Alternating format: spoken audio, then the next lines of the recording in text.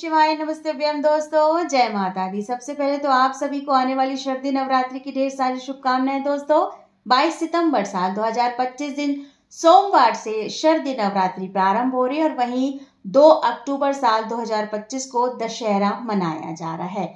दोस्तों, आज इस वीडियो में आपको संपूर्ण जानकारी देने वाले हैं पीरियड से जुड़ी कुछ महत्वपूर्ण बातों के बारे में कि दोस्तों शरदी नवरात्रि प्रारंभ होने वाले हैं। ऐसी मेरी बहुत सी माताएं बहनें होंगी जो 9 दिन का पूरे विधिवत तरीके से नवरात्रि का व्रत रखती होंगी, अखंड ज्योत प्रज्वलित करती होंगी, जवारे बोती होंगी और माता की चौकी लगाकर पूरे 9 दिनों तक माता की पूजा अर्चना करती होंगी। ऐसे में उनका मासिक धर्म यानी पीरियड आ जाता है, तो वे माता रानी की पूजा कैसे करें, अखंड ज्योत की देखभाल कैसे करेंगी, जवारों की देखभाल कैसे करेंगी, तो आज आपको इस वीडियो में संपूर्ण जानकारी देने वाली हूँ। दोस्तों देखिए, अगर आपको ऐसा लग रहा है कि प्रारंभ में ही आपका जो है वो मासिक धर्म का समय आने वाला है, जैसे ही नवरात्रि प्रारंभ हो रही है और आपकी डेट जो है वो आसपास है, तब तो देखिए अगर आप व्रत रखते हैं तो आप विधिवत तरीके से व्रत रख सकती हैं, क्योंकि देखिए भावपूर्ण पूजा भी जो है की जाती है और जो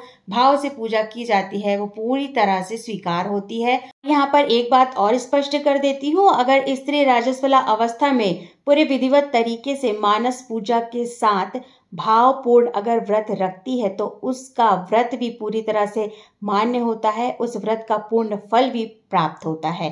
तो देखिए, अगर आपका मासिक धर्म जो है वो नवरात्रि के आसपास है, आप प्रथम या द्वितीय दिन ही हो जाती हैं, तो आप व्रत अपना प्रारंभ कर सकती हैं पूरे विधिवत तरीके से। 9 दिनों की पूजा होती है, तब तक आप अष्टमी नवमी तक तो पूरी तरह से साफ स्वच्छ हो ही जाएंगी, तो आप अपना व्रत जो है वो प्रारंभ कर सकती हैं अगर आप 9 दिन का व्रत रखती आ रही हैं। व्रत आपको बीच में नहीं छोड़ना है। तो ये बात तो मैंने स्पष्ट कर दी कि आपको व्रत नहीं छोड़ना है, अपनी पुरानी जो परंपरा है उसे आपको निभाना है और पूर्णतः विधिवत तरीके से आप व्रत प्रारंभ कर सकती हैं और 6वें 7वें दिन से आप विधिवत तरीके से माता की पूजा अर्चना कर सकती हैं। हाँ, अगर आप चौकी नहीं लगा पा रही हैं, अगर आपके घर में अन्य सदस्य हैं, आप संयुक्त परिवार में रहती हैं, तो आप उनसे सहायता ले सकती हैं चौकी लगवाने की, कलश स्थापना करने की, जवारे बोने के लिए उनसे आग्रह कर सकती हैं और अगर आपके यहाँ अखंड ज्योत प्रज्वलित की जाती है तो आप वो भी करवा सकती हैं अगर आप संयुक्त परिवार में रहती हैं। तो अगर आपकी पूजा में घर का अन्य सदस्य सहयोग कर सकता है इस अवस्था में, तो आप उनसे अपना सहयोग ले सकती हैं और अपना व्रत भी प्रारंभ कर सकती हैं। कि देखिए, अगर आप मासिक धर्म की अवस्था में हैं और आपके घर के अन्य सदस्य विधिवत तरीके से पूजा कर रहे हैं, चौकी लगा करके जवारे बो रहे हैं या कलश स्थापना कर रहे हैं या अखंड ज्योत प्रज्वलित कर रहे हैं, तब तो किसी प्रकार की कोई दिक्कत परेशानी वाली बात नहीं है। आपका व्रत भी पूरा हो जाएगा और आपके घर के अन्य सदस्यों द्वारा माता की चौकी भी लगा दी जाएगी, जवारे भी बो दिए जाएंगे, जो है अखंड ज्योत भी प्रज्वलित कर दी जाएगी, कलश की स्थापना भी पूरे विधिवत तरीके से कर दी जाएगी। लेकिन मेरी ऐसी बहुत सी बहनें हैं जो अकेले रह रही हैं, अपने संयुक्त परिवार के साथ नहीं है, किसी कारणवश दूर है वो अपने घर परिवार से, अपने नौकरी की वजह से, तो ऐसे में वे क्या करेंगी? देखिए, उनके लिए मैं यहाँ पर कहना चाहूंगी, अगर आपको ऐसा लग रहा है कि आपका मासिक धर्म जो है वो नवरात्रि के समय आ ही जाएगा या नवरात्रि के प्रथम द्वितीय दिन आपका मासिक धर्म आ गया है, तब तो देखिए आप इस अवस्था में तो कुछ कर नहीं सकते। अगर आपके बच्चे बड़े हैं तो आप उनसे बोल दीजिए, वो पूरे विधिवत तरीके से कर देंगे। पति आपके समय दे सकते हैं पूजा पाठ में, चौकी लगा करके विधिवत तरीके से कलश की स्थापना, जवारे बो सकते हैं या अखंड ज्योत जला सकते हैं, मतलब विधिवत तरीके से चौकी लगाकर पूजा कर सकते हैं, तब भी अच्छी बात है, आप उनसे कहकर पूजा करवा सकते हैं। लेकिन अब बात आती है कि बहुत सारे घरों पर ऐसा है कि बच्चे भी छोटे हैं और पति के पास भी उतना समय नहीं है, नौकरी में जाते हैं, काम पे जाते हैं, उनका बिजनेस है, समय पे दुकान जो है वो खोलनी होती है। अब ऐसी अवस्था में क्या करेंगी? देखिए, ऐसी अवस्था में आपको व्रत रखना है, व्रत आपको नहीं छोड़ना है, जैसा कि मैंने आपको पहले बताया।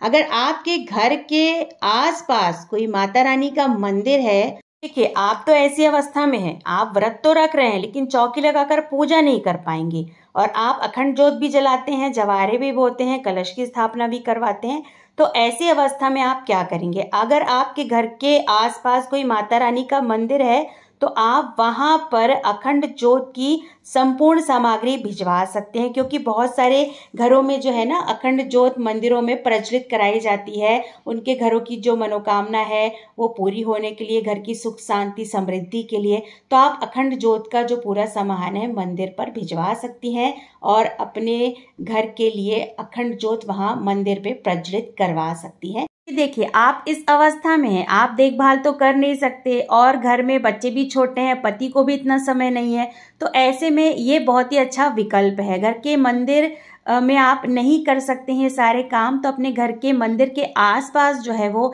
सामान भिजवा सकते हैं अपनी यथाशक्ति के हिसाब से, अपनी यथाशक्ति के अनुसार। तो अखंड ज्योत जो है वो आप वहाँ प्रज्वलित करवा सकते हैं अपने नाम की। अपने घर परिवार को सुख समृद्धि से परिपूर्ण रखे ऐसा बोल करके जो भी आपको देना है, आप अगर शुद्ध घी का जो है वो अखंड ज्योत जलवाना चाहती हैं तो आपको 1 से 2 लीटर जो है या 1 से 1.5 लीटर शुद्ध घी आपको मंदिर में पहुंचवाना है और एक जो है वो मिट्टी का बड़ा सा दिया।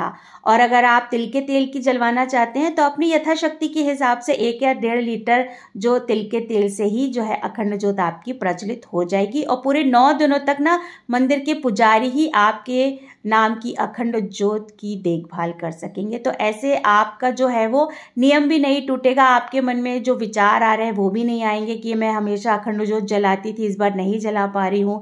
देखिए, मंदिर में प्रज्वलित हो रही अखंड ज्योत, इससे अच्छी बात और क्या हो सकती है। तो अपनी यथाशक्ति के अनुसार से आप अखंड ज्योत का सामान मंदिर में भिजवा सकती हैं। या जवारे वगैरह बोती हैं तो आप जवारों का सामान भी अपने यथाशक्ति अनुसार मंदिर में भिजवा सकती हैं।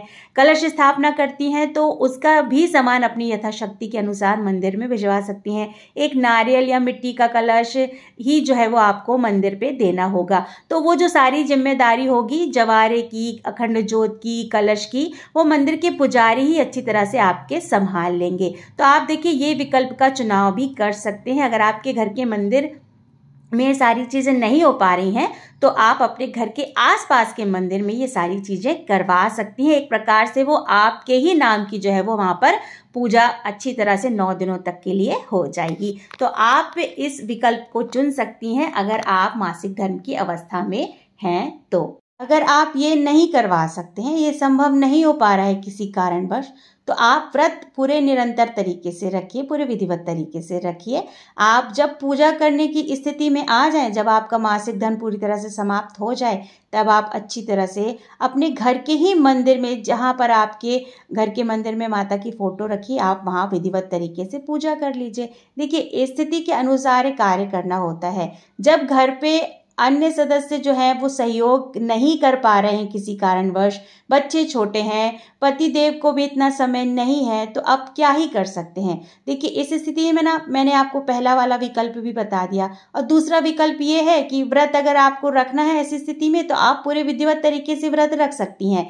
फिर प्रारंभ से ही चौकी वगैरह मत लगाइए, व्रत रखिए और जब आप साफ स्वच्छ हो जाएं अच्छी तरह से, आपने 2-3 बार बाल वगैरह धुल लिए हैं, तो आप अपने घर के मंदिर में पूजा प्रारंभ कर सकते हैं। फिर आप बीच में चौकी मत लगाइएगा। आपके मंदिर में जहाँ पर आपकी माता रानी की फोटो रखी है, आप वहीं विधिवत तरीके से आप पूजा कर सकते हैं।